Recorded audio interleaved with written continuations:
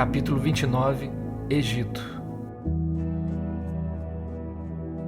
O tempo pós-diluviano tem grande foco na imponência egípcia, mas adianto que há muita lenda e um grande emaranhado de informações. É um terreno oculto e cheio de magia, e diante dessa areia movediça talvez seja melhor rodeá-la. Como bem está descrito nos desenhos do templo de Dendera, 100 anos antes do dilúvio, Thoth havia preparado o terreno para uma nova civilização no Egito, protegendo seus saberes e trasladando mestres lemurianos a 10.500 anos antes de Cristo. Mas é sabido que o Egito já existia milhares de anos antes, como apontam os papiros de Turim e textos herméticos, governado por raças de deuses e semideuses. Maneto, historiador, dizia que em um certo momento o projeto foi corrompido por infiltração de magia negra, talvez até vindo da Atlântida, mas sabe-se que era mais uma infiltração arconte, entidades presentes no fracasso atlante, lemuriano e em qualquer projeto humano que intencionasse elevação espiritual e sabedoria. Então partimos da data de 10.500 anos antes de Cristo, da construção da pirâmide de Gizé. Porém, temos anteriormente a pirâmide curvada de Djoser, gerada pelo arquiteto Imhotep. Seria a primeira máquina quântica, depois da queda de Atlântida, antes do dilúvio. Foram construídas pelas habilidades psíquicas de mestres lemurianos e atlantes, com técnicas de levitação por som e o poder dos cristais, além do auxílio de tecnologias de distintas raças do cosmos que vieram impulsionar aquelas primeiras etapas.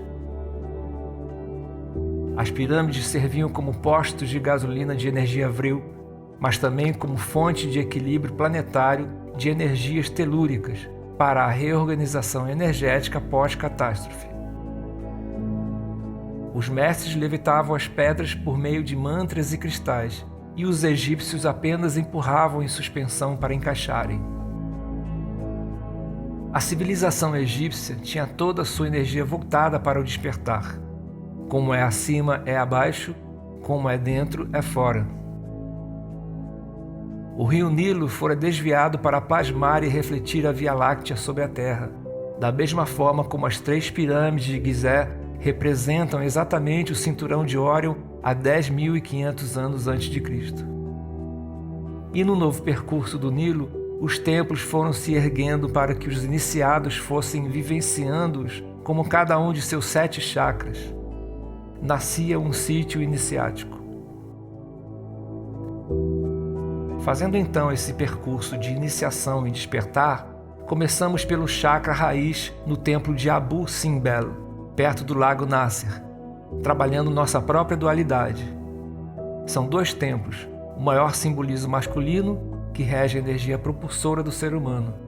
Depois o templo de Hathor, o feminino, a energia magnética do ser humano que atrai. Dessa maneira devemos integrar nossa parte masculina com a feminina para que a fusão faça desaparecer a dualidade e então instalar o equilíbrio que nos abra portas para a iniciação da sabedoria. Superada a primeira fase, vamos ao templo de Ísis, o 2º chakra, que representa a grande mãe, o mental inferior, o criativo e as emoções, tão difíceis de controlar em planos de dualidade, trabalhando conceitos de paz e misericórdia sem contrapartidas, quando se está em equilíbrio. Passando para o 3º chakra, vamos ao templo de Hatshepsut, estágio de evolução onde se encontra a humanidade atualmente, na busca por identidade. Neste ponto, buscamos a paz. Uma vez alcançada, a agressividade não teria espaço e cessariam os conflitos e, portanto, as guerras. Foi neste templo, por ocasião do decaimento egípcio, que foi enraizada com mais força a magia negra. Alcançada a paz, o iniciado vai aos templos de Karnak e Luxor, do chakra do coração, o 4º chakra. É o chakra que nos permite despertar, nosso próximo passo natural da humanidade, já alcançada por alguns. Nesse local existe um pequeno templo de Sekhmet, que que simboliza o poder interno do ser humano, quando em sua plenitude de equilíbrio, deixando de ser uma consciência fragmentada, sem memória, para nos tornarmos uma consciência unificada, ciente de nossa bagagem cósmica, sendo energia vital do universo. O próximo passo é a pirâmide de Saqqara, o chakra laríngeo, o quinto, o da expressão. Como dissemos, foi a primeira máquina quântica do projeto Egito, que se encarregaria da comunicação, tanto com os demais como consigo mesmo, pois com essas duas vertentes se chega à maestria, se comunicando com seu mestre interno para depois se tornar um professor. Em seguida, atingimos a esfinge de Gizeh, o chakra frontal da percepção, o sexto. Aqui encontramos os caminhos do mistério que nos conduz a um salto qualitativo de consciência para o discernimento pleno. Aqui encontram-se várias salas seladas por Thoth, que, quando descobertas, será revelada a história atlante, bem como a exposição de toda a verdade, colocando por terra todas as religiões. Por fim, chegamos às pirâmides de Gizeh, o chakra coronário, o sétimo, a conexão com o divino. São máquinas quânticas puras para que se alcance estados alterados de consciência, autênticas máquinas de ascensão. O sarcófago do rei, que muitos sabem que nunca foi o sarcófago de Quéops, nem mesmo estava em sua posição original, onde sua energia é mais intensa. Lá, o iniciado que consegue superar todas as etapas experimentaria entrar em tal receptáculo para viver a ascensão em vida, manejar os estados sutis e dominá-los antes de morrer. Desta maneira, saberia como manejar seu espírito em reinos sutis de quarta dimensão, para que não caísse nas redes obscuras do astral inferior e suas entidades, podendo ascender naturalmente, alcançando a glória dos estados superiores do nosso ser, um retorno ao eu primordial, à essência divina. O faraó Anar-Mermenes unificou o Alto e o Baixo Egito, sendo o primeiro humano a governar em 3032 a.C. Porém, o único governo que restaurou e moralizou as práticas de magismo e espiritualidade foi Akhenaton, esposo de Nefertiti e pai de Tutankhamon, entre 1352 a 1336 a.C. Tinha aparência andrógena e diziam ter procedência siriana, vindo com a proposta de alavancar o projeto do Egito dentre as sabedorias antigas, já que todos os outros estavam soterrados da energia arconte e magia negra. Ele foi o fundador da escola do Olho de Horus, que estudava as energias sutis para a reconexão com o eu superior através da ativação da glândula pineal e da ativação da memória cósmica. Diz que Horus não era propriamente uma entidade, mas representava a atuação da hierarquia Melquisedeque dentro do projeto do Egito em seu princípio. Muito sobre a história egípcia pós-diluviana nos foi roubada e escondida, mas isto não deve alterar a consciência principal de que há um sítio iniciático, um farol para os povos, em prol da ascensão da humanidade.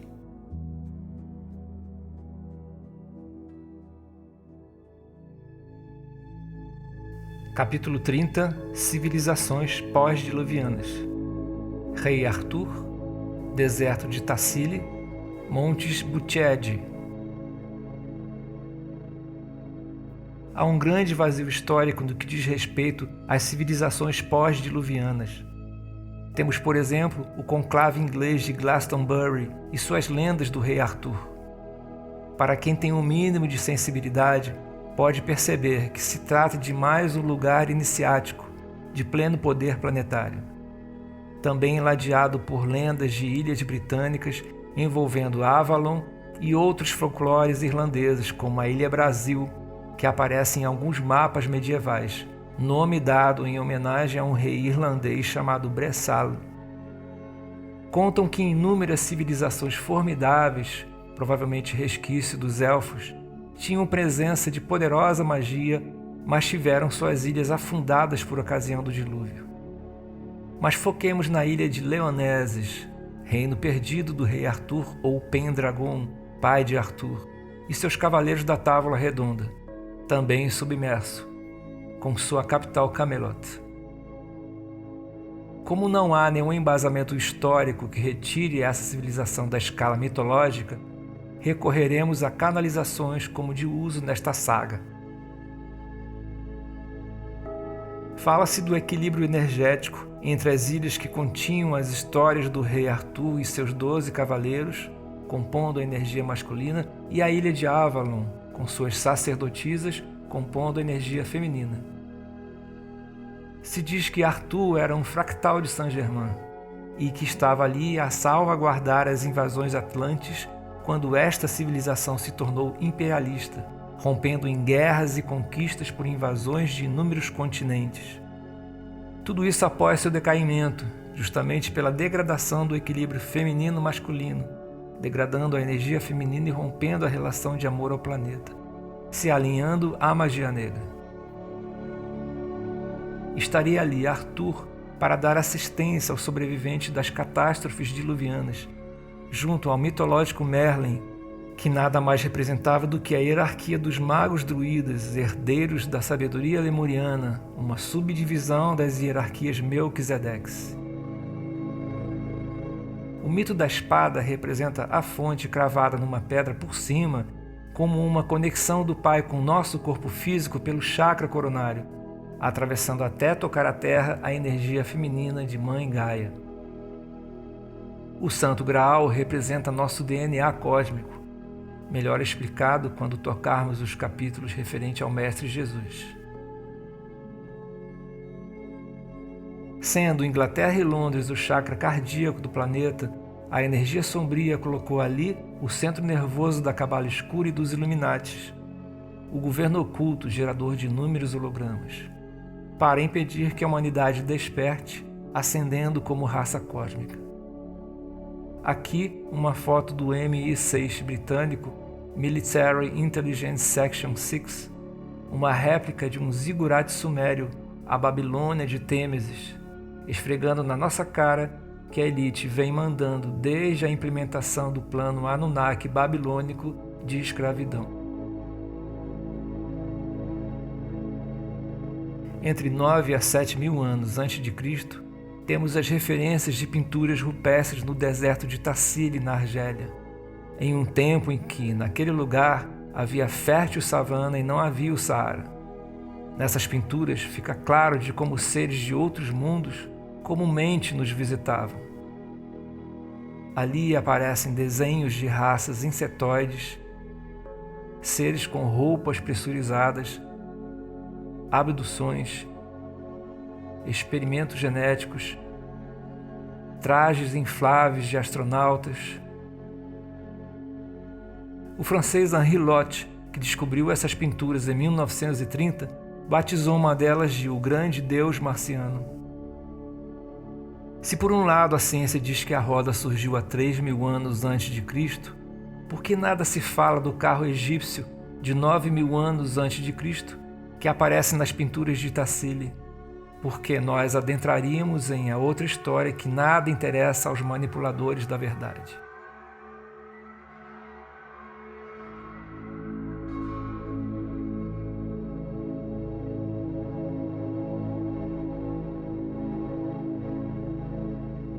Há um grande enigma neste local por conta da descoberta de uma entrada intraterrena supostamente abandonada, já que as entradas onde há civilizações presentes são muito bem guardadas e protegidas.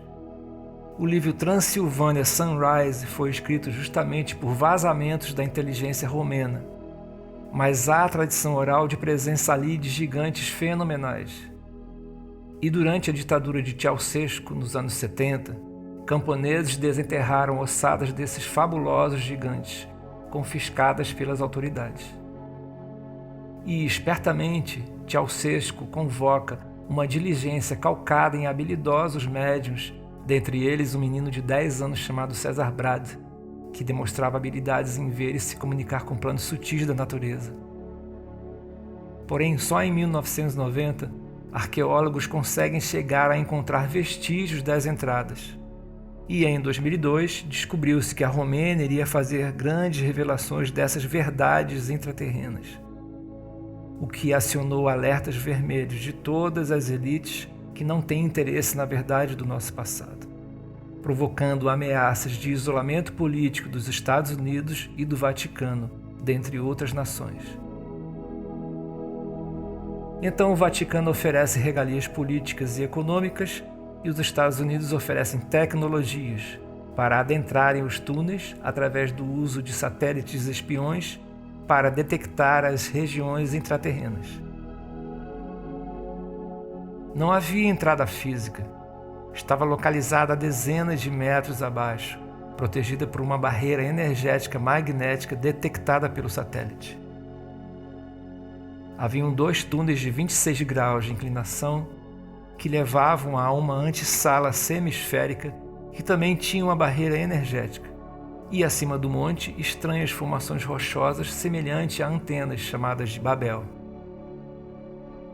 Os americanos perfuraram em 2003, mas foram impedidos de avançarem por conta da barreira energética semelhante à cova de Taios, no Equador, descrita por habilidosos mestres psíquicos que descobriram novas entradas diferentes das que o governo equatoriano havia selado, possuíam portais multidimensionais e permitiam somente visitantes entrarem conforme seu gradiente moral energético, equânime com a 5ª dimensão. Então, em Buchedi foi convocado de novo o agente psíquico César Brad, que em poucas horas desativou a barreira energética, podendo então adentrar em um enorme túnel extremamente polido que dava numa cúpula colossal. O que ali se encontrou foi insólito. Uma mesa de pedra gigantesca, com mais de 2 metros de altura, com várias cadeiras ao seu redor. Que tipo de seres haviam sentado ali? E que altura tinham, se uma mesa normal tem 70 centímetros de altura? Que tecnologia usavam para construir aquilo tudo, mantendo bloqueada por milhares de anos? Haviam escritas cuneiformes na mesa. Um romeno com capacidades psíquicas conseguiu interagir com um artefato que projetava holografias com projeções de planeta do DNA humano dentre histórias remotas da humanidade. Há mais detalhes e informações na internet para quem queira se inteirar do assunto do Monte Buchedi. Porém, a cereja do bolo surgiu por informantes de programas secretos espaciais. E eles falam do Monte Buchedi, que consta que ali fizeram sítio importante civilização extraterrena há 9.000 anos antes de Cristo, com a missão de restaurar os estragos anunnakis do dilúvio. Eram gigantes de esplêndido desenvolvimento espiritual, tecnológico e com capacidades físicas e extrafísicas de todo tipo. Vieram, junto com outros grupos, com a mesma finalidade, se localizando em vários pontos do planeta, com o objetivo de auxiliar no Projeto Terra, estabilizando os continentes depois do dilúvio, equilibrando e harmonizando suas energias para a nova era que se iniciava.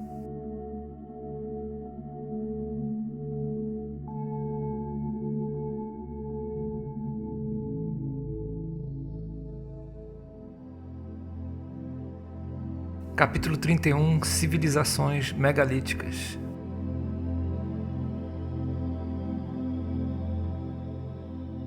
Dentre as civilizações pós-diluvianas, temos as megalíticas, vivendo em um mundo despovoado, vertiginosamente caótico pela ausência de recursos, com tribos seminômades de no máximo 30 pessoas considerados embrutecidos. Porém, os estudos recentes mostram o contrário. Estima-se que a Península Ibérica era habitada por não mais de 5.000 pessoas. Longevos, bem alimentados, sábios da matemática e astronomia, apesar de terem perdido a ciência da escrita. Em suas construções, vê-se sua conexão com o cosmos. Essas construções de arquitetura inimaginável se estendem por todo o globo, como em Machu Picchu, por exemplo. porém é predominantemente na costa ocidental europeia. A ausência de restos orgânicos impede uma datação precisa, em que se fala de 3.000 ou 5.000 anos antes de Cristo, como Stonehenge. Mas os estudos vão até os tempos pré-diluvianos, como os da Turquia, em Göbekli Tepe. Assemelham-se muito às construções egípcias ou incas, com a utilização de blocos de pedra de mais de 100 toneladas. Alexander Zorn, nos anos 60, estudou mais de 600 sítios megalíticos, principalmente ingleses e franceses, e concluiu que todos tinham a mesma unidade de medida, a jarda megalítica, uma base, uma ferramenta definidora, que pressupõe que eram todos uma mesma civilização, com os mesmos conhecimentos e costumes, de norte a sul da Europa. Isso não era aleatório e vinha de uma civilização mãe, anterior, herdada, que viria de um êxodo por mar da área central mediterrânea para as costas ocidentais europeias, observando sua manifestação primeiro em Malta e depois na Inglaterra pelas pistas de datas e sítios. Como uma civilização seria marítima se utilizando de embarcações em tempos tão remotos? Há restos de embarcações no Báltico de 40.000 anos, e observando este mapa, que mostra a difusão dessa cultura pela Europa, em cidades costeiras e fluviais, vemos que vem do Oeste Atlântico há 9.000 anos antes de Cristo.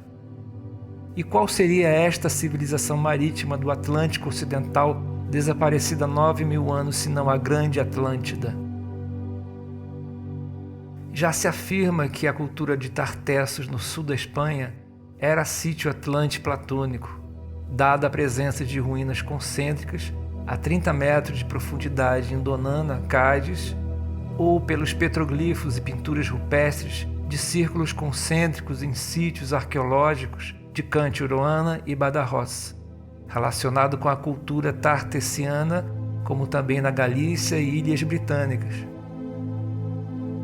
Eram esculpidos não por simples arte, mas como mapas topográficos de impressionante precisão, da área de atuação de cada tribo, ou marcando solstícios e equinócios, o que para os estudiosos mostrava a forma pela qual os atlantes construíam suas cidades em função dessas posições dos astros, para que se estabelecesse a sintonia com o cosmos. Segundo canalizações, esse trajeto se dá a partir de, como vimos em capítulos anteriores, da influência de seres luminosos, as tais 144 almas puras, chamados de viajantes, que se propunham a infiltrar em civilizações como forma de aprendizado e também como influência do projeto das civilizações.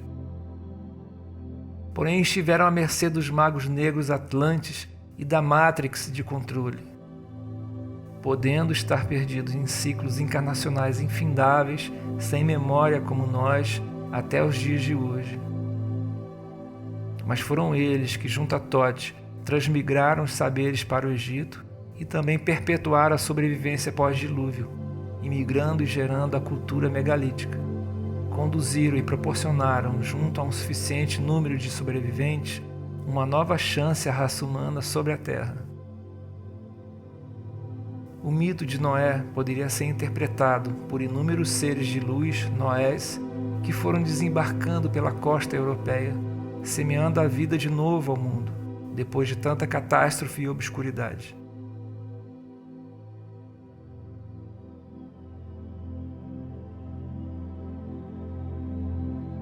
Capítulo 32 – As atrocidades de Yahvé.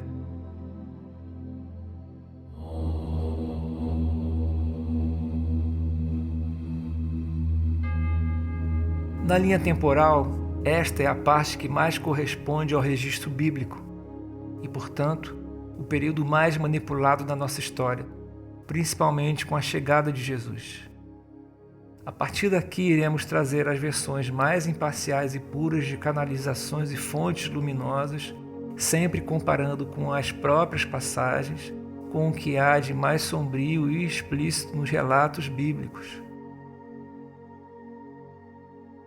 o livro de Gênesis traz a criação do homem já imbuído de seu pecado original, muito semelhante à geração geneticamente alterada do Homo sapiens, criado na África após a capação de seu DNA por Enki, da sublime raça dos elfos, que não consta na Bíblia, mas é conhecida como o mito de Lilith.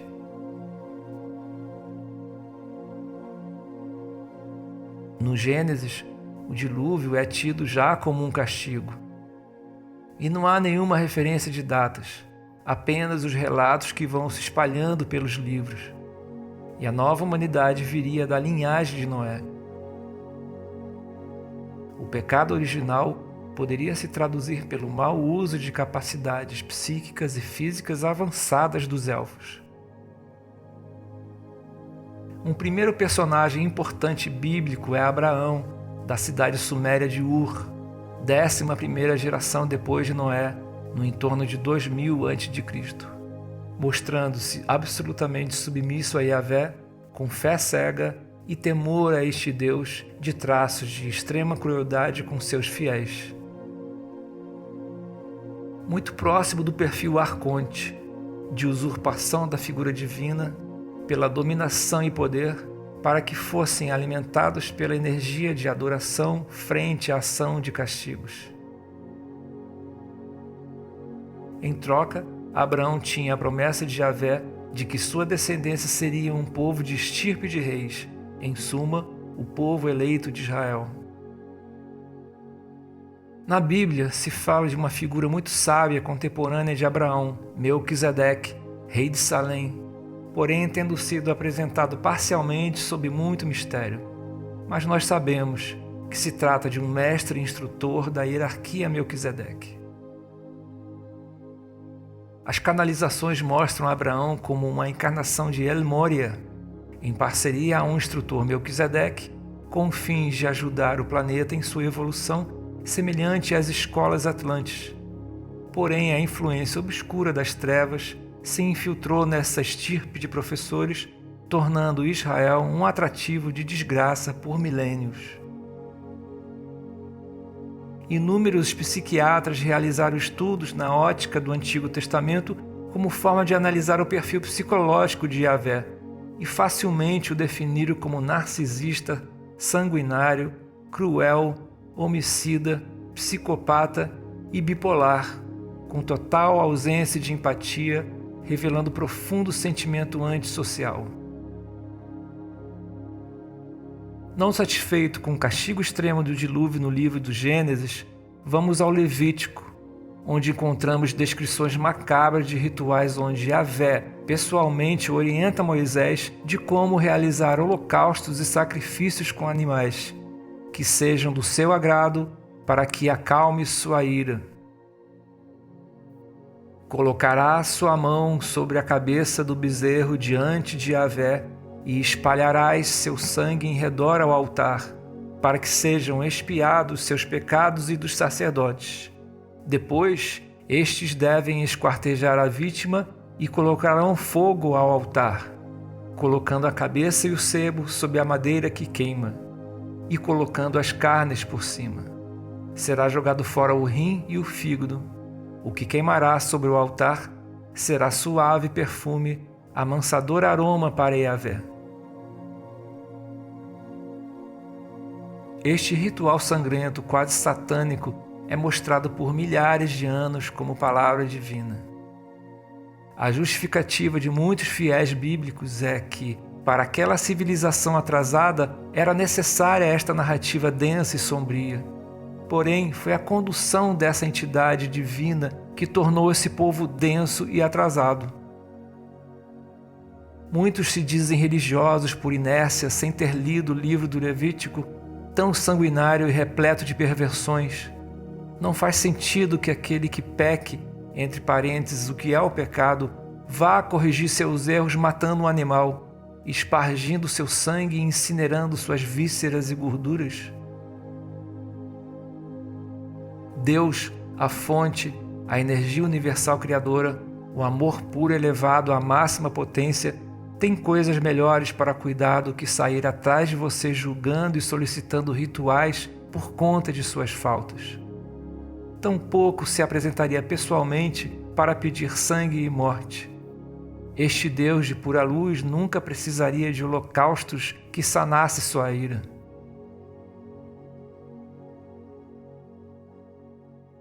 Já vimos em capítulos anteriores de como os arcontes são sedentos de baixa vibração de medo, submissão e sacrifício, manipulando muitas religiões para corromper com práticas de rituais de sangue para satisfazer suas necessidades de adicção.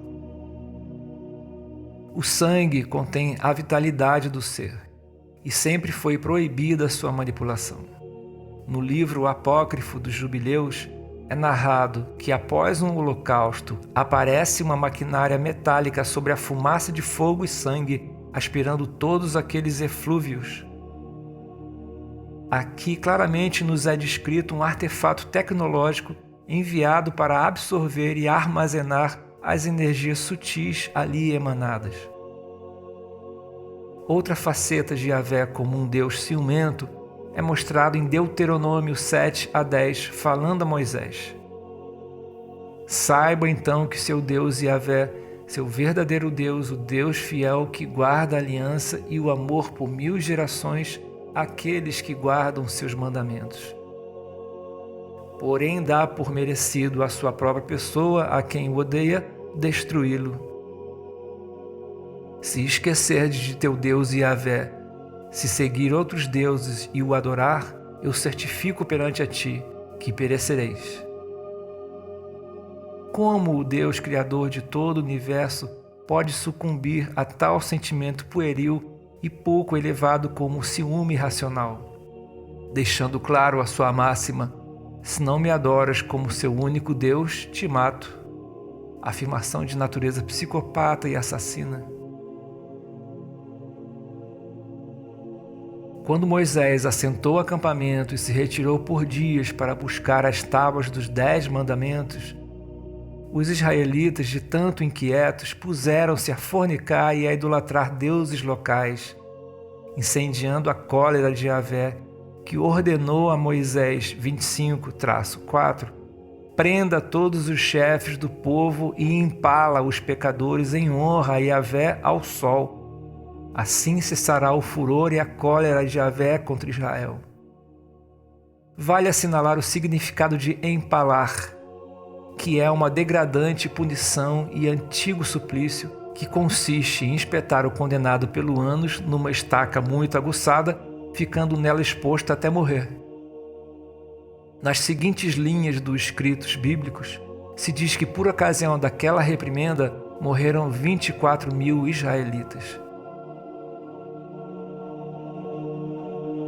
No livro de Josué, outro exemplo, a quem Moisés entregou a missão de tomar a terra prometida, um livro aterrorizante que Yahvé ordena que a tomada seja feita à espada, pela morte indiscriminada de homens, mulheres e crianças de todas as populações locais, com o posterior incêndio das cidades conquistadas, para construir as novas sobre as cinzas das antigas, afora purificadas e adequadas aos olhos de Yahvé.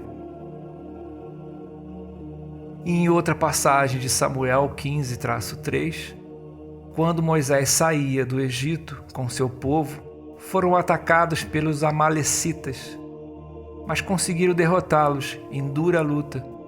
Porém, 450 anos depois, o rancoroso Yahvé ainda se amargurava com tal ataque e ordena vingança ao rei Saul, por intermédio do profeta Samuel: mate Maleque, sem piedade, mate os homens, mulheres, crianças, incluindo bois, burros, camelos e ovelhas.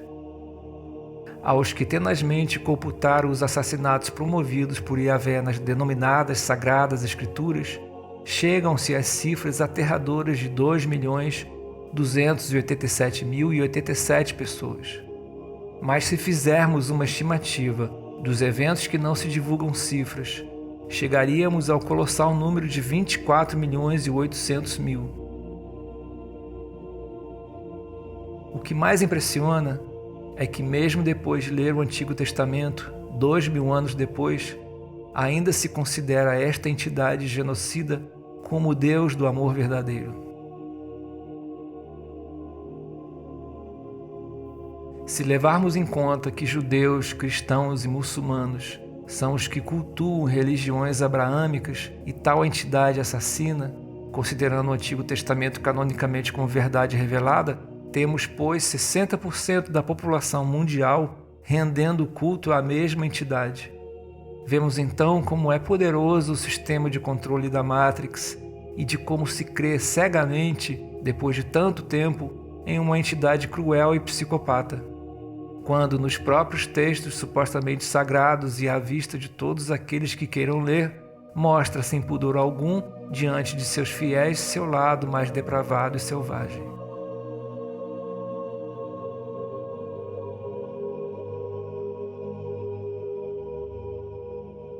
Capítulo 33 – Yahvé e seu plano de dominação mundial. Aqui são oferecidas algumas conclusões de Bertos ao juntar informações do Antigo Testamento e dos Evangelhos apócrifos, tão discriminados e colocados em uma segunda prateleira pelo Vaticano estrategicamente. A verdade se encontra oculta em cada frase quando encaixamos convenientemente outras fontes e textos. Já nos textos sumérios se via de como os sacrifícios e rituais eram realizados com o intuito de se obter favores dos deuses. Quando o povo desobedecia, os sacrifícios eram feitos em massa para acalmar a cólera dos deuses e abrandar as calamidades que eram impostas como castigo, tal como as pragas do Egito, por exemplo.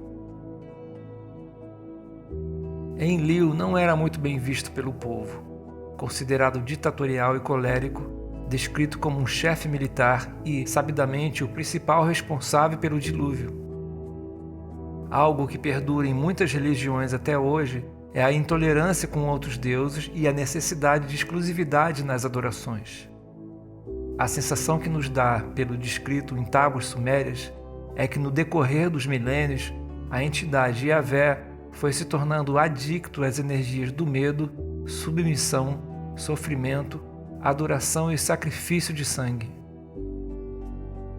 Há um grande afã do ocultamento de muitos hiatos de nossa história, prática até hoje em nossas elites governantes. E é com extrema dificuldade que se acaba juntando as peças. O maior estudioso bíblico e tradutor de línguas mortas, que aqui vamos precisar ocultar seu nome, que tem os melhores contatos em universidades e cargos governamentais de todo o mundo, certa vez respondeu sobre a existência de figuras bíblicas como Moisés, Davi e Salomão.